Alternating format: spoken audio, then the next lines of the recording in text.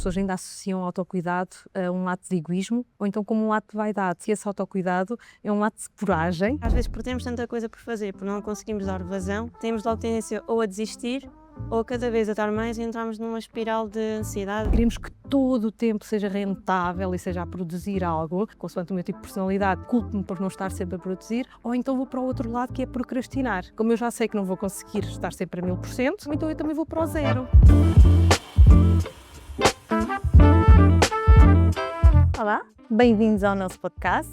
Hoje vamos falar sobre o autocuidado, o bem-estar físico e emocional. Meu nome é Rita Marques e este é o Entre Mentes. Neste episódio vamos falar sobre a importância do autocuidado e como reservar um tempo para ti, para poderes melhorar a tua saúde mental e física e, consequentemente, ajudar-te nos estudos. Vamos basear-nos hoje num livro, um livro que foi escrito pela doutora Ana Isabel Gomes, médica psiquiatra, e é de facto isso que vamos saber. E se eu me soubesse cuidar?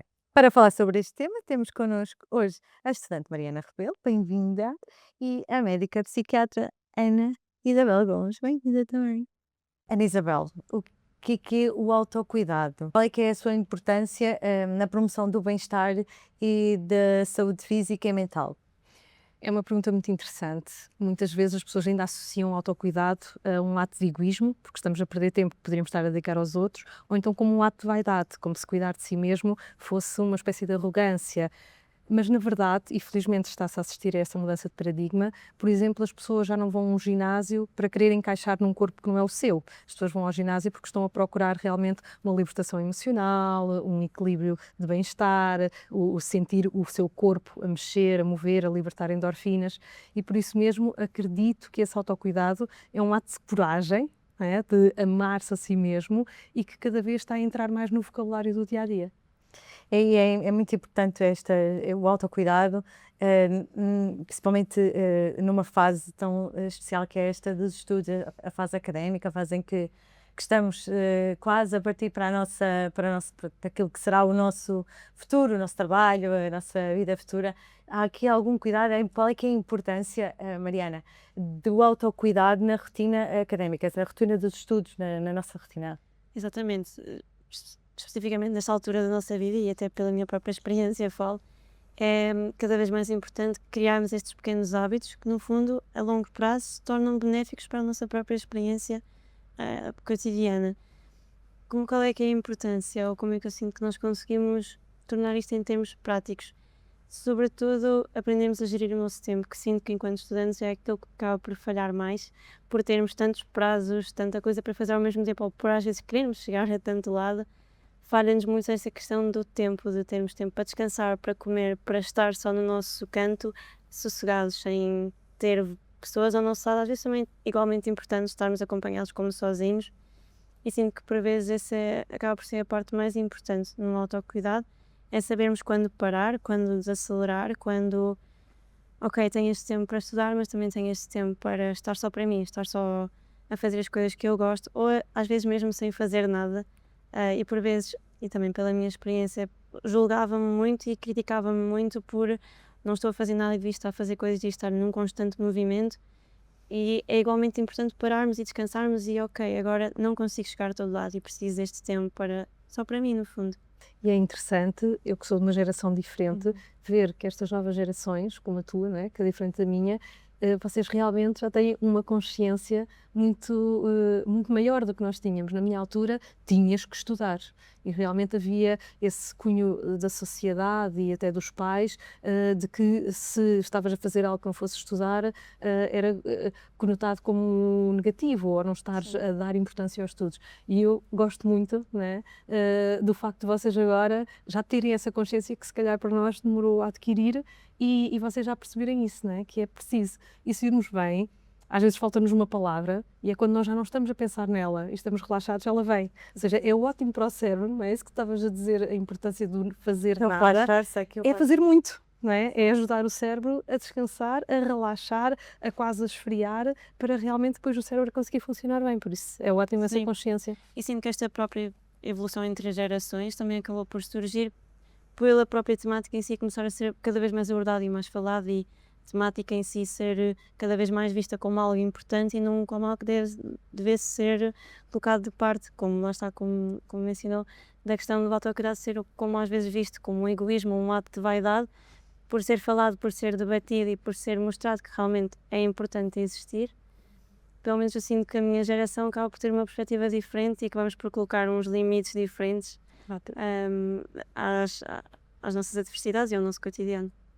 Embora a tua geração, esta geração mais nova, já tenham essa consciência, ainda há muita gente que tem aquele pensamento, eu tenho que estar sempre a produzir. O tempo que estou parado, o tempo que não estou a fazer nada, porque não é? O fazer nada aqui é mesmo...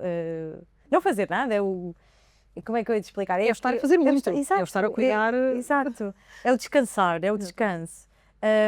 Que portanto, não estamos a ser produtivos, temos que mudar isto, tem que estar sempre a fazer alguma coisa, e acho que há aqui, e não sei isso na sua experiência como médica psiquiatra, se houve muitos relatos de pessoas que se queixam disso, de dificuldade em superar, de dificuldade em ultrapassar estes pensamentos de que não estamos a fazer alguma coisa, ou que não estamos a fazer e podíamos estar a fazer, de que o tempo...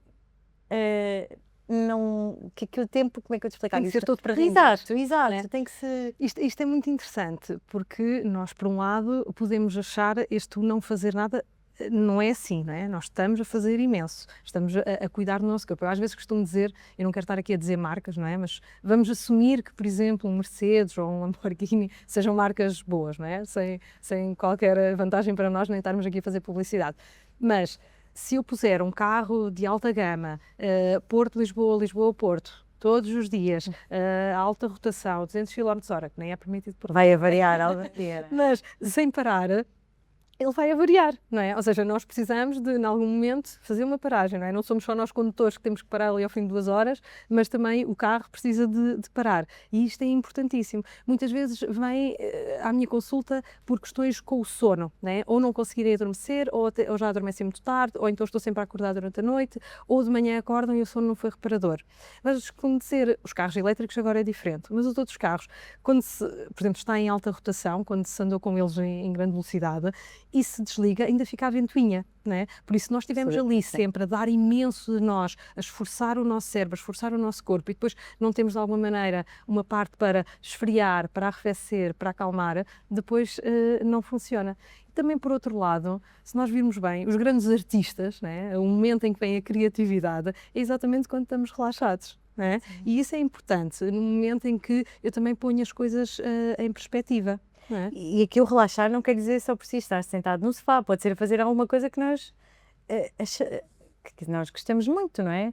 Sei lá, fazer exercício físico, ir ao teatro, fazer alguma coisa que nos dê prazer. Sim, e às vezes o que é que acontece? Ou nos perdemos só em prazeres que às vezes são muito superficiais, ou seja, nem era aquilo que eu realmente queria fazer, mas depois se eu fico em casa, em vez de sair com amigos, que naquela noite até nem me está a apetecer, mas eu fico em casa, depois estou a fazer o quê? É? E depois acabo por não ir, ou então vou e até acabo por perder a minha noite de sono e por acaso não era aquilo que seria o mais vantajoso para mim, em particular nesta noite ou no dia a seguir. E depois também temos, quando nos culpamos muito, que queremos que todo o tempo seja rentável e seja a produzir algo, que é uma ideia muito capitalista, depois também às vezes acontecem outros fenómenos, ou autoculpabilização, consoante o meu tipo de personalidade, eu realmente culpo-me por não estar sempre a produzir, ou então vou para o outro lado, que é procrastinar, que é, como eu já sei que não vou conseguir estar sempre a 1000%, porque é impossível, não é? Até a própria expressão não existe, não é? Teria que ser 100% ainda por cima, mas como eu sei que não, então eu também vou para o zero e então nem vou fazer nada, porque eu já sei que vou falhar e ninguém gosta de falhar, por isso já como não quero falhar eu nem sequer vou começar.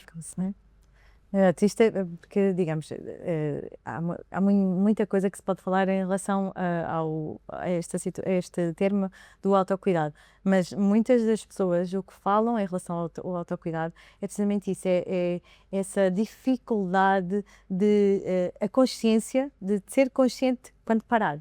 Ok, agora está na hora de parar, porque depois, se vamos para extremos, é muito mais difícil. E eu sei que isso acontece também nos estudos, que eu já fui estudante, eu tenho essa facilidade de perceber que quando que estamos em alturas de provas é muito complicado, provas, trabalhos para entregar, portanto, o autocuidado, neste caso a saúde mental é muito importante, Mariana. Claro que sim, claro que sim. E achas que vocês estudantes, têm consciência disso ou achas que ainda há ainda tens muitos colegas que não têm esse tipo de consciência? Eu sinto que já vamos tendo alguma consciência, pelo menos quero acreditar que sim. Sinto é que não sabemos como executar. E acho que este acaba por ser o maior problema, porque pegando um pouco também no que foi comentado, temos aquelas duas vertentes de ok, tenho de fazer render o meu tempo, mas eu para fazer render o meu tempo e para conseguir ter um tempo de estudo útil, não posso ir sair com os meus amigos, mas depois fico-me a sentir mal porque não fui sair com os meus amigos e não estou a aproveitar com eles, mas depois se eu for sair com eles não vou estar a estudar e não vou estar a captar algo de útil que vou precisar para uma frequência, para um trabalho ou para um resumo, ou que seja. Portanto, temos sempre nestas duas vertentes, nesta corda bamba de ou vou aproveitar imenso com os meus amigos ou com a família ou etc, ou dedico-me só aos estudos. E neste caso tem de haver uma relação simpática entre os dois mundos de ok, tenho agora isto. Equilíbrio. Exatamente, um equilíbrio. Para que nenhuma das partes seja deixada de parte, para nós também não nos sentimos frustrados, e acho que é sobretudo com isso que nós acabamos por achar mais difícil encontrar este equilíbrio de saber quando parar, saber quando ir, saber quando estudar. Acho que sobretudo temos mais dificuldade em gerir o nosso tempo com tudo aquilo que temos perante nós, sobretudo se estivermos envolvidos em atividades extracurriculares, ainda acresce mais esta responsabilidade e mais a prioridade de ok, tenho esta prioridade de estudos, família, amigos, mas depois também tenho um núcleo, também tenho a Associação de Estudantes, também tenho a Tuna, também tenho núcleos da minha residência local, e saber destacar tempos para isto tudo às vezes pode ser o mais complicado e acabamos por ficar Gerir, frustrados. não é? Gerir E tudo equilibrado. E pelo menos eu sinto que às vezes por termos tanta coisa por fazer, por não conseguimos dar vazão, temos logo tendência ou a desistir ou a cada vez a dar mais e entramos numa espiral de ansiedade e que não resolve de nada. Exatamente. E muitas vezes depois vai-se buscar esse tempo roubando a coisas essenciais. Por exemplo, fazer uma refeição equilibrada, não é? Em vez de comer qualquer coisa à pressa. Ou então, por exemplo, deixar de fazer aquela caminhada ou deixar de ir ao ginásio. Ou seja, coisas fundamentais para nós depois mantermos esse equilíbrio.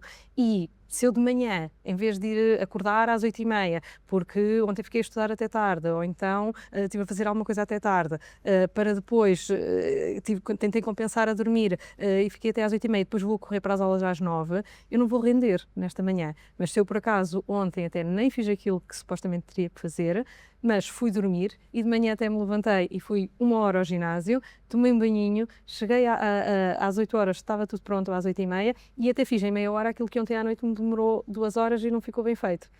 Porque depois acabamos por roubar, porque aí está, sentimos-nos culpados e não sabemos, e é muita coisa. Sim. Né? Isto é muito bonito dizer o gerir o tempo, mas às vezes não há tempo para gerir, não é?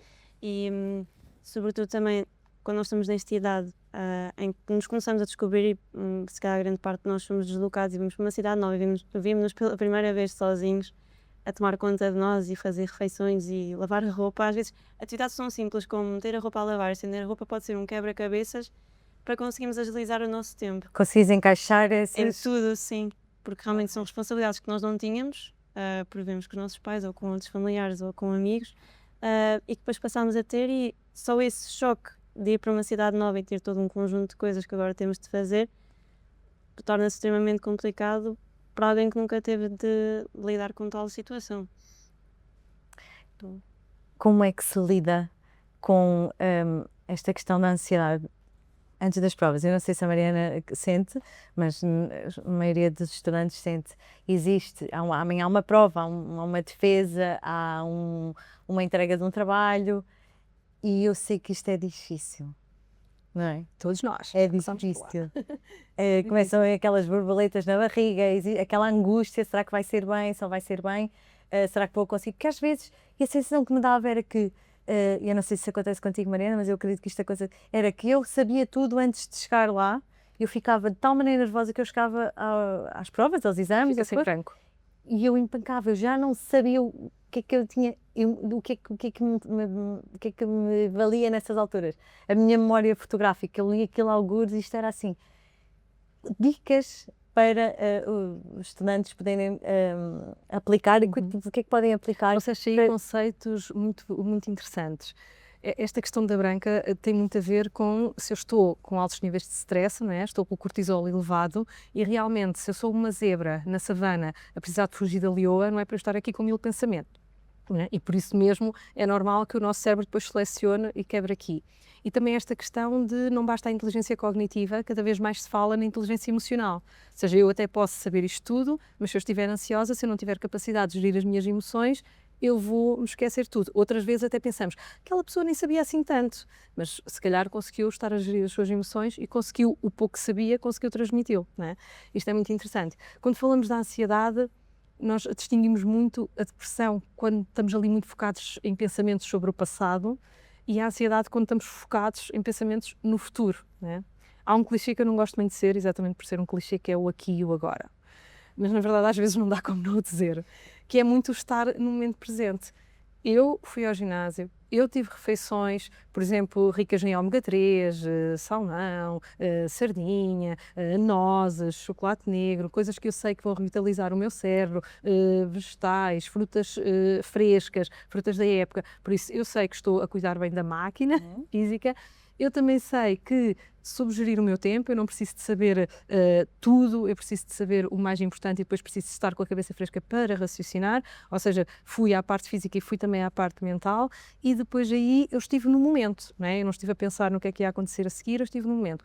E isto ajuda a que eu consiga, no momento, ok, eu sinto-me preparada, eu sinto-me empoderada, que é diferente de eu estive tão angustiada no que é que vai acontecer, que eu sinto-me enfraquecida, vulnerável. Há uma coisa, que, né, como sabes, é um dos primeiros capítulos do meu livro, que é o respirar. Ou seja, estava aqui a falar do comer, do dormir, do mover-nos, do padrão de pensamento, mas acabei por não falar do primeiro capítulo, né? Falei dos outros todos, que é o respirar. E o respirar pode, por exemplo, ser uma mais-valia e uma ferramenta que está ali, à mão da pessoa, ou não propriamente na mão, mas ao alcance da pessoa, que ajuda a conectar. Eu acho que a maioria de nós não sabe. Pois não. Não sabe. E do que eu consegui ler, do que eu li, há aqui técnicas que se podem aplicar. Inclusive, eu acredito que se possam aplicar até antes Exatamente. de situações assim mais estressantes. Que é aquela Muitas vezes eu faço isso em consulta, que é respirar ensinar não a respirar. Depressa. E uma das coisas que eu retive foi, realmente, eu respiro muito rápido. O facto de estar, eu acho que ainda estou a dar mais stress ao meu corpo. Exatamente, exatamente. Que é o que acontece, por exemplo, num ataque de pânico, não é? Ou antes de um que a pessoa... O que é que acontece? Nós, quando respiramos, não é? Nós inspiramos, estamos a pôr o oxigênio para os pulmões. Depois tem que haver uma pausa, não é? Porque é para o sangue, o dióxido de carbono que está no sangue passar para os alvéolos pulmonares, não é? Para dentro do pulmão, e o oxigênio que está no pulmão passar para o sangue. E depois, então, a expirar, mandar fora o dióxido de carbono, que entretanto ficou nos pulmões, e sair.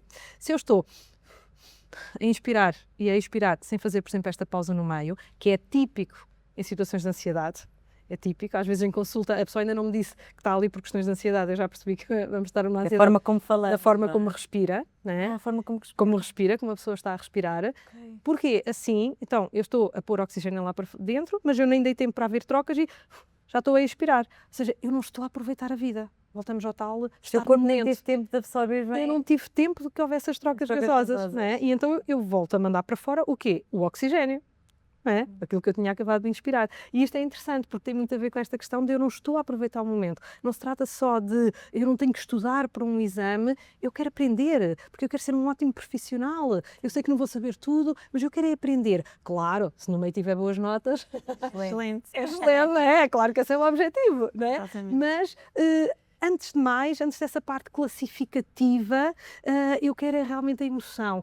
Eu sei que sei, eu estou a aprender e ainda gostava de ter lido aquele capítulo. Pronto, já não deu tempo, também havia outras coisas e eu não vou descurar do meu dormir, do meu mover-me, do meu comer, não é? Mas tudo bem, eu já tenho o suficiente para agora me sentir bem e sei que é aquele capítulo que eu ainda vou querer ler. Depois, também por realização pessoal, não é? Não estou aqui só para ter classificações, claro que são importantes, não é? Mas sim também para me realizar a nível pessoal, para ter um sentido. Sim, para que estou a fazer. Porque muitas das vezes eu acredito que, eu costumava dizer isto, muitas vezes que colávamos com cuspo. E o colar com cuspo aqui era, nós sabíamos na hora, mas depois era tanta, aquilo que sabíamos tanto da informação, que depois passando aquela fase do, ok, descarregámos tudo, passado umas horas, algumas coisas já não nos lembrávamos. eu acredito que isso também faça parte também dessa forma de pausar, de saber respirar, de absorver mais informação e não só colocá-la lá dentro, está lá um bocadinho, sai, é só para a hora. E até há respirações que eu às vezes também ensino na consulta, não só estas para relaxar, para estarmos aqui, mas também, por exemplo, se eu estou num dia de muitas consultas ou consultas muito cheias, como vocês, né, e que eu já tive aí, né, de muitas aulas e muitos trabalhos, e às vezes já há disciplinas que são mais leves e outras que são um bocado pesadas. Por exemplo, há exercícios respiratórios também para nos energizar, ou seja, que nos dão aquele boost de energia e parece que oxigenamos mais o cérebro. Por isso, realmente, o oxigenar, e por isso é que eu pus como o primeiro capítulo do livro, exatamente Saber respirar. saber respirar. Saber respirar, saber comer, saber pensar. Que é o último, sim. Já não consigo dizer tudo por. Consegues. Qual é a primeira coisa que nós fazemos quando nascemos? Respirar. Respirar, saber respirar. Depois a seguir, Comemos. não é? Depois vamos aprendendo e cada vez mais coordenação Saber motora, mover. saber mover-se, não é? Depois dormimos, não é? Dormir como um bebé. Dormir. E depois então vamos desenvolver a questão do pensar, não é? E cada vez vamos ficando cognitivamente mais capazes. Muito bem. Então, as dicas que podemos dar são estas, é saber, neste caso, são estes pilares, acho que São os pilares. são os pilares do autocuidado e da saúde mental e física, neste caso, e emocional. Saber Respirar, saber comer, saber mover, saber dormir, e saber pensar. dormir. Íamos pensar, às vezes, no meio disto tudo, esquecemos de dormir. Verdade. Sim. Diz isso? Sim. E até mesmo contra mim falo que se calhar ao longo dos meus 4 anos de licenciatura, muitas noites que foram passadas em branco mesmo, para conseguir ter aquele sentimento de realização, de conseguir chegar do lado. A minha to-do list ficou totalmente fechada, mas a que preço é que ficou fechada? Porque depois se calhar, ok, fiquei até às 2, 3 da manhã a fazer coisas, à vazão, a tudo, mas depois no dia a seguir tenho de acordar às 8 para ter uma aula às 9. Será que compensou eu ter de ficar acordado até às 2 da manhã? Pois é este balanço que temos de acabar por fazer e que se calhar não, acaba mesmo por ser que não é de todo o mais adequado. Vai bater muito àquilo que já fomos mencionando, temos de fazer as coisas e sentir uma certa realização pessoal por estarmos a conseguir fazer essas coisas, mas não descuidando do nosso próprio cuidado. Ok, agora, se eu sei que preciso de 8 horas para funcionar, eu por acaso preciso, as minhas 8 horas milagrosas, não posso dormir 7 ou 6. Às vezes existe uma coisa pontual, acontece exatamente uma coisa super pontual, mas fazer isto recorrentemente não é de todo benéfico, não é bem para o nosso sistema.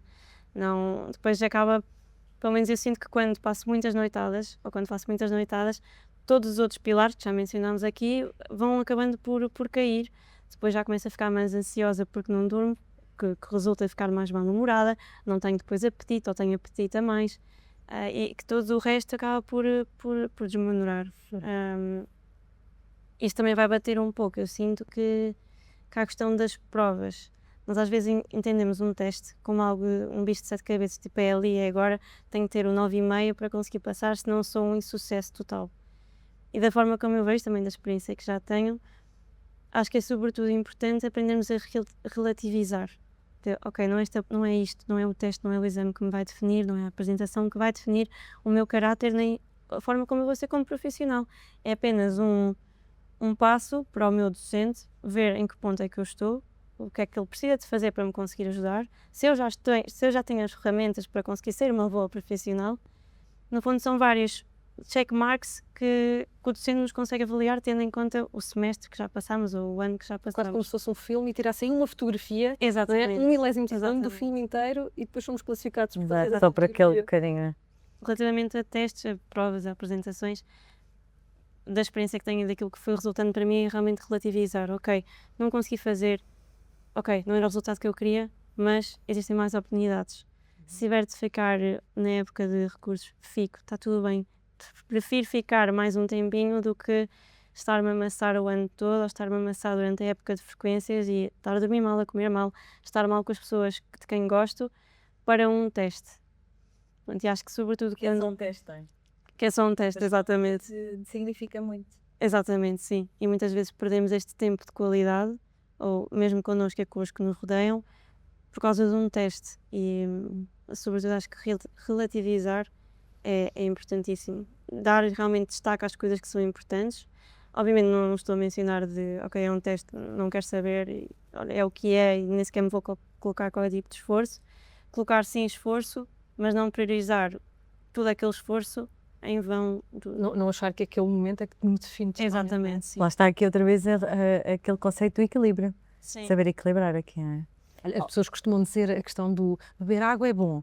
Eu digo, não sei, né? Não sei. Se for pouco, é mau. Se for muito, também é mau. É? Por isso, isto que tu estavas a dizer, não é? Tão interessante de, obviamente, se eu quero ser um bom profissional, eu quero saber a matéria. Pronto, mas também, se naquele momento, com aquelas perguntas, daquela parte, ou naquele momento, porque eu não andava a dormir tão bem, eu não andava a comer tão bem, não tive aquele resultado que eu gostava de ter, também não é fabuloso, Sim. né? Por isso eu vou percebendo onde é que aqui faltou. Faltou a água, faltou a comida, faltou o que é que aqui faltou para eu conseguir chegar àquilo que eu desejo. Portanto, nós vivemos numa sociedade, isto aliando ainda à nossa forma, portanto, a nossa forma de estar. Nós estamos neste momento com várias coisas a acontecer no mundo ao mesmo tempo. E engraçado, estava aqui a ler as minhas cábulas. No seu livro menciona o conceito de homeostase emocional e espiritual. Ou seja, a capacidade de o corpo manter o equilíbrio em relação àquilo que se passa, portanto, no mundo exterior, aquilo que se passa à nossa volta.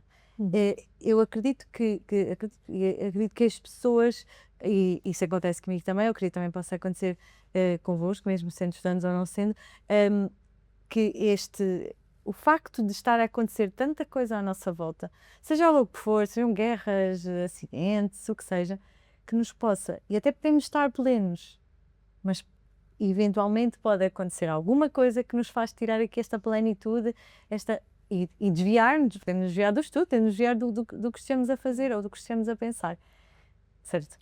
E isso é giríssimo, sabes? Porque temos quase essa ideia de que estamos separados e que de vez em quando pode acontecer alguma coisa. Não, a cada segundo, a cada milésimo de segundo estão a acontecer coisas. A cada momento estão a sair células, ou a sair, por exemplo, potássio da nossa célula para fora e a entrar, por exemplo, cálcio. Por exemplo, ou seja, isto está sempre a acontecer, ou seja, está sempre a haver um desequilíbrio e um reequilíbrio, um desequilíbrio e reequilíbrio. E isto em todas as áreas da nossa vida, não é? Isso até está a acontecer a nível celular, não é? E é este conceito, por isso é que o título, não é, do nosso podcast hoje e do livro, Se Eu Me Soubesse Cuidar, porque não é uma questão de se não houvessem desafios, não é? Se não houvessem exames, se não houvesse a necessidade de gerir o tempo, não é isso. Isso existe. É se eu me soubesse cuidar, ou seja, se eu perante o balançar me consigo reequilibrar, não é? É esta a ideia. E eu acredito, não é, crença pessoal, que não somos só corpo, não é? E essa ideia de Descartes de que seríamos só corpo e que havia uma dissociação entre o corpo e a mente, nós sabemos que não acontece, não é?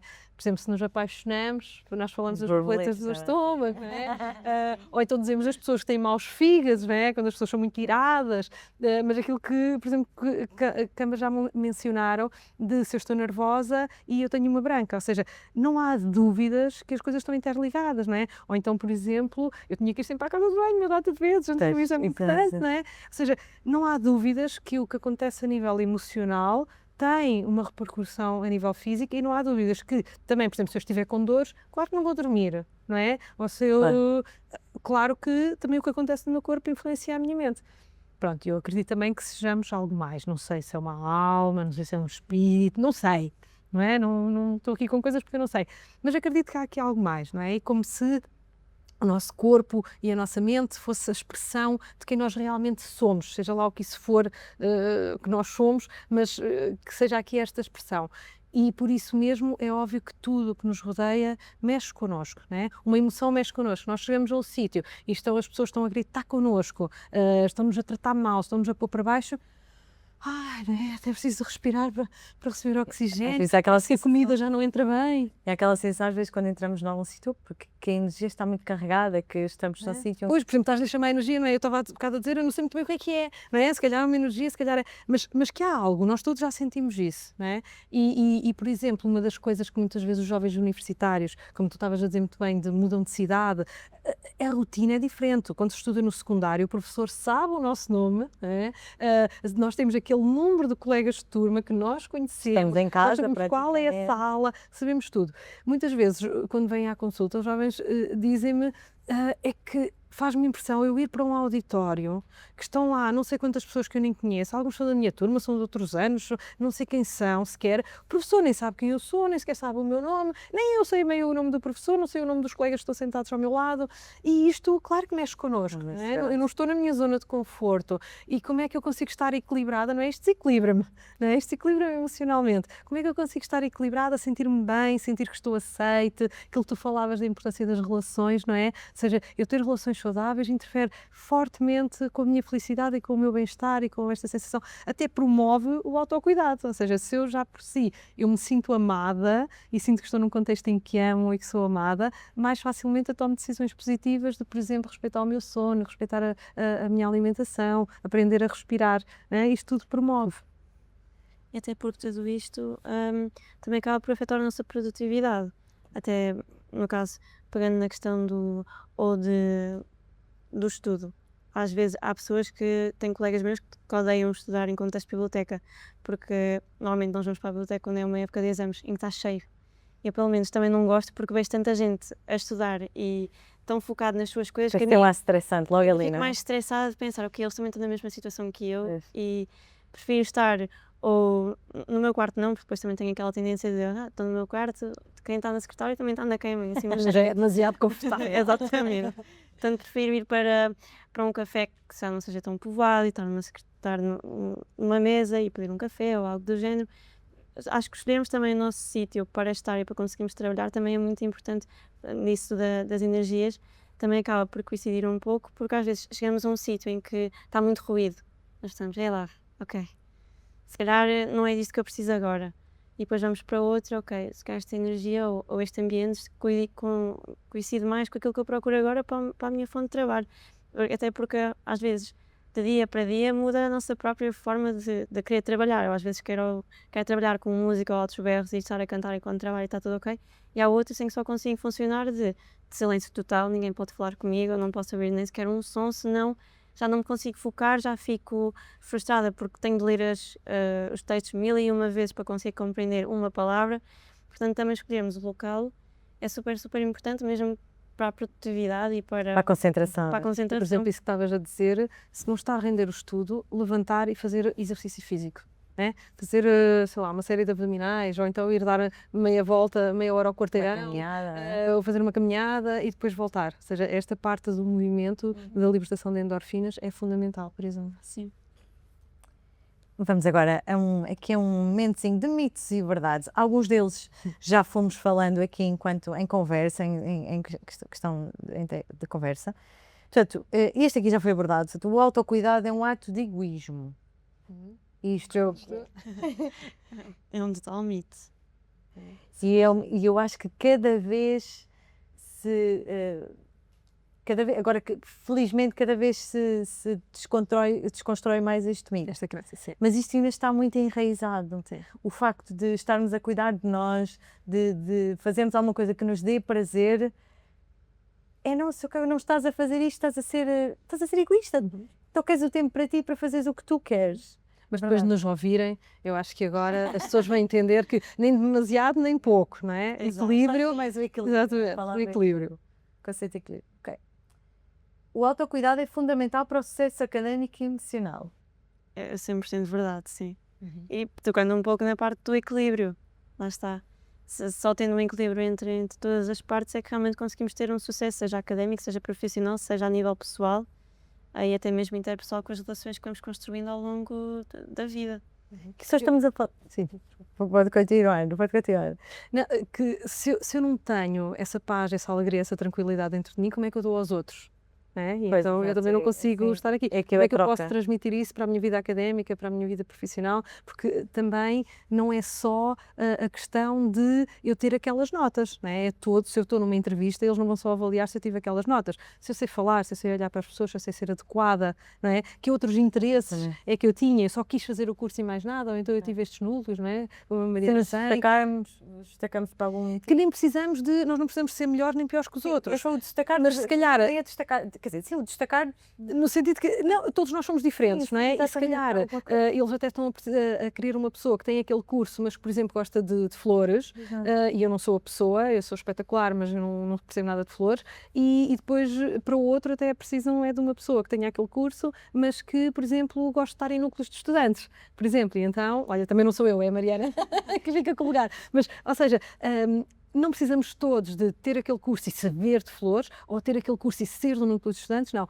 É eu perceber quem é que eu sou e as minhas características encaixam melhor em quê? O que é que para mim faz mais sentido? Para mim faz sentido, por exemplo, estar em núcleos de estudantes, ter esta vida ativa, ou então para mim faz mais sentido ter mais conhecimento sobre plantas e tudo bem, eu não preciso ser igual aos outros, eu preciso é de me perceber a mim, de entender quem eu sou e o que é que realmente diz, ok, esta é a Ana Isabel, esta é a Mariana, e não há dúvidas, eu consigo logo saber quem é a Mariana, eu consigo logo saber quem é a Ana Isabel, eu consigo logo saber quem é a Rita, não é? E aí depois, olha, é o que eles precisarem, sei lá, por exemplo, estou numa entrevista de emprego e eles por acaso precisam de alguém que sabe de flores, olha, Mariana, espetacular, mas Exato, quem é eu? Sim. E agora, outro momento, o que se tem ouvido é que nem é tanto pela nota, é a pessoa destacar-se por alguma coisa. Quem é por que és, Sim, não é? exato. Quem é que tu és?